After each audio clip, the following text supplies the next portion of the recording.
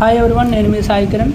అయితే ఇందాక లాస్ట్ వీడియోలో నేను జరిగిన చిన్న మిషప్ గురించి చెప్పాను. అంటే టెక్నికల్ గ్లిచ్చా, మరి నా గ్లిచ్చా, ఏ గ్లిచ్చో తెలియదు.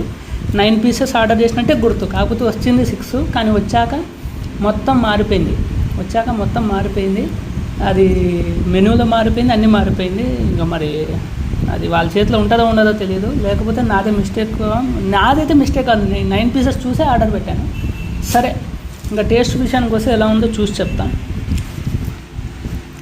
అయితే వీళ్ళు రుమాలి రోటీకి గ్రేవీ పంపించారు. ఇవి ఓకే, యావరేజ్. అంటే ఏముంది, ప్లెయిన్గానే ఉంటుంది కదా గ్రేవీ, మీకు తెలిసిందేగా.